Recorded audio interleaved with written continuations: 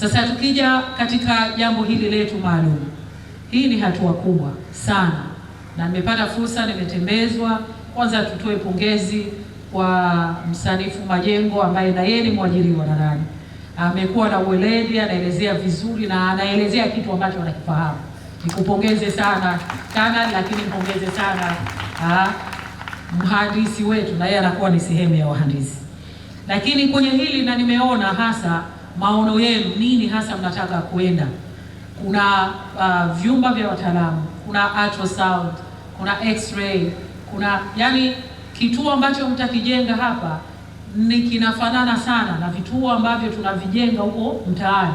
Kwa hivyo ninaamini kwamba Matches sasa hivi wananchi wengi sana ambao wako katika jimbo la Mtoni, na ninaamini na wengine wanatoka nje ya jimbo la Mtoni wanakuja hapa kwa ajili ya kufuata huduma.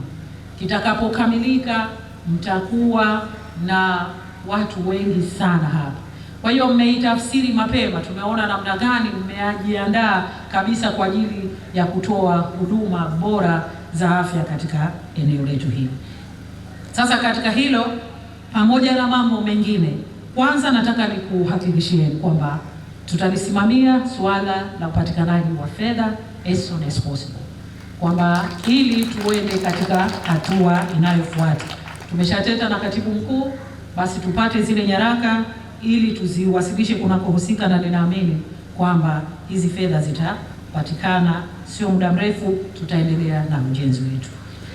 Lakini la pili, kwa sababu huduma zitakazotolewa hapa zitakuwa ni huduma kubwa sana, naomba tu nitoe wito kwamba kwanza tuwe na specialization ya huduma ambazo tutakazokuwa tunazitoa.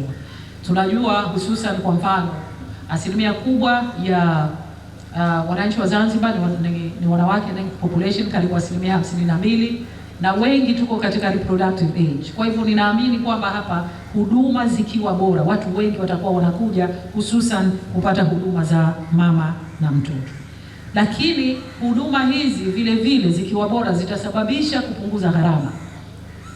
Tutakuwa hatuna haja ya watu kwenda kwa mfano maeneo mengine Dar es Salaam na kwingineko kwa ajili ya kufuata huduma. Tunajua kwamba sasa hivi kila tunapokwenda utasikia nenda hospitali fulani kuna daktari mzuri, lakini hapa tumesikia kwamba kuna daktari mzuri bingwa wa mifupa. Na naomba Lieutenant Kanali huyo umwenzi sana, kwa sababu mahitaji ya madaktari ni makubwa na vizuri, kwa sababu ni sehemu ya waajiri wetu hapa.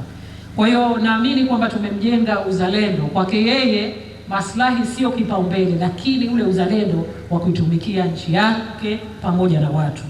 Lakini hilo vile vile linapaswa na lenyewe lipigiwe chapuo, ili kuona kwamba na yeye anaendelea kubaki hapa, yeye pamoja na madaktari wengine bingwa ambao utawajenga, utawasomesha, basi watakuwa wanatoa huduma, itasababisha hichi kituo chetu kifuriki sana.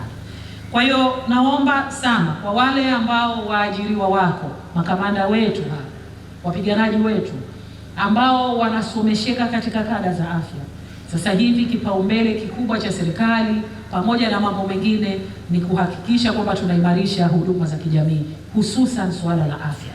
Kwa hiyo tunaomba usisite tuwasomeshe ili waendelee kutoa huduma hizi za kibingwa.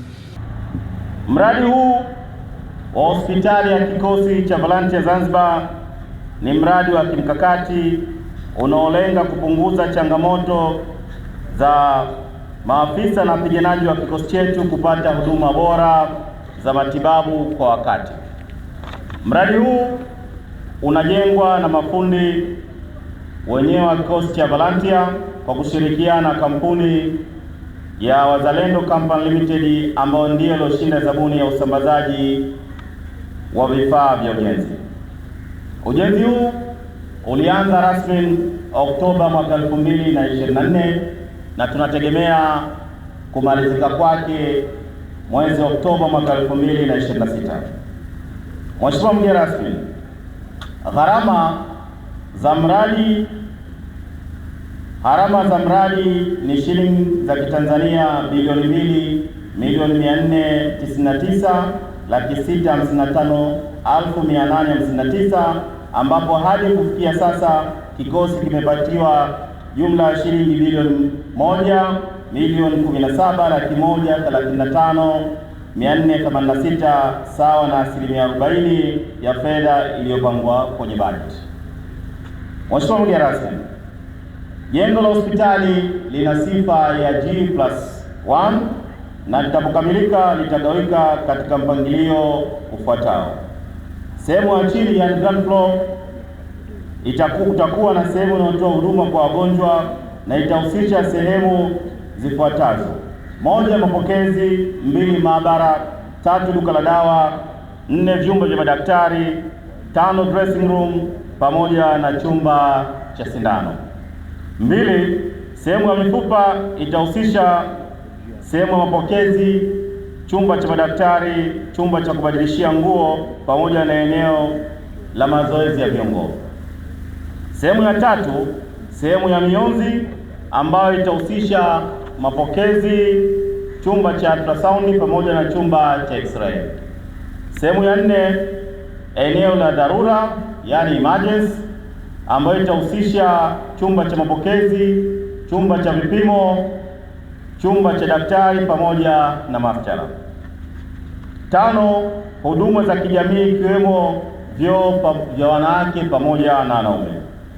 Sehemu ya juu yani first floor kutakuwa kuna sehemu ya upasuaji, sehemu ya kina mama kujifungulia, odi ya watoto na sehemu ya vyoo vya wanawake na wanaume. Mheshimiwa mgeni rasmi, katika kuhakikisha kwamba jengo hili litapokamilika litatoa huduma zilizokusudiwa, kikosi cha volunteer kimeandaa mpango wa mafunzo wa kada mbalimbali za afya kwa watendaji wake, ambapo kwa mwaka huu wa fedha 25-26 jumla maafisa 7 wapo masomoni katika vyuo mbalimbali vya afya nchini Tanzania. Kikosi cha volunteer Zanzibar kinatekeleza programu kuu 2 na programu ndogo 1 ambayo ni programu ya ulinzi wa nchi, raia na mali zao, na programu ya utawala na uendeshaji wa kikosi sambamba na programu ndogo ya utekelezaji wa miradi ya maendeleo. Mheshimiwa mgeni rasmi, kwa upande wa utekelezaji wa programu ndogo ya miradi ya maendeleo katika swala zima la uboreshaji wa huduma za afya kikosini, kikosi kinaendelea na ujenzi wa hospitali ya kisasa makao makuu KMC Mtoni ambayo tunategemea hii leo kutuwekea jiwe la msingi. Hospitali ya kisasa Ndugu Kitu Pemba pamoja na kituo cha afya katika kambi ya Muyuni Unguja. Mheshimiwa mgeni rasmi, kwa makusudi mazima kikosi kimepanga kujenga majengo haya ya hospitali na vituo vya afya kwa dhamira ya kuboresha mazingira bora ya kufanya kazi kwa maafisa na wapiganaji wake kwa kuwapatia huduma bora za kisasa na za kiafya ili waweze kutekeleza majukumu yao ya ulinzi na usalama wakiwa katika afya nzuri kimwili na kiakili. Aidha, ni muhimu kujenga hospitali ya vituo vya afya makambini kwa sababu KVZ ikiwa kama taasisi za kijeshi katika idara maalum za SMZ. Hivyo afisa au mpiganaji anapopata tatizo la kiafya kazini au anapokuwa mafunzoni, ni lazima matibabu ya awali apatiwe kikosini kwake kama utaratibu wa kijeshi ulivyo, na endapo itahitajika rufaa, basi ndipo inaruhusiwa kupelekwa hospitali ya ngazi za juu hata ikiwa ya kiraia. Mheshimiwa mgeni rasmi, kukamilika kwa mradi huu kutapisha mwendelezo wa ujenzi wa vituo vya afya kwenye maeneo ya kambi mbalimbali zilizokuwa hazijapitiwa na mradi huu kama vile Kikungwi, Kisakasaka, Mtwa Maji, Mwanyanya pamoja na Kiashange kwa upande wa Unguja na Micheweni na Pujini kwa upande wa Pemba. Mheshimiwa mgeni rasmi, katika utekelezaji wa mradi huu kijumla kikosi kimekabiliwa na changamoto moja tu, nayo ni ucheleweshwaji wa kuingizwa fedha za mradi ambapo kunapelekea kuzorota kwa ujenzi huu.